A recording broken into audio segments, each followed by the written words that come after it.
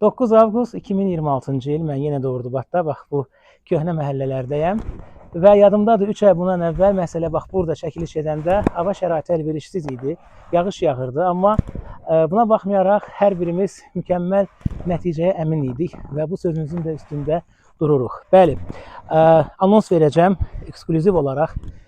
Demək, sentyabrın 17-si Ordubadda Mədəniyyət Sarayında Cənnətin İqamətgahı sənədli musiqili etnoqrafik filminin təqdimatı nəzərdə tutulur. Bildiyiniz kimi film Mədəniyyət Nazirliyinin dəstəyi, ISESCO-nun Bakı Regional Ofisinin tərəfdaşlığı və Real Təhlil İnformasiya Mərkəzinin informasiya dəstəyi ilə Azərnew Media şirkətində istehsal olunub və film haqqında məlumatlar çoxdur. Siz onu media resurslardan əldə edə bilərsiniz. Amma ən əsası biz nümayişlərə burada, filmin öz doğma yurdundan başlayırıq.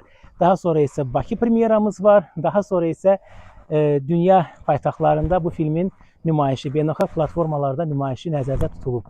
Yəni, Cənnətin İqamətgahı öz vətəninə gəlir və ilk dəfə olaraq bu anonsu da mən burada paylaşıram.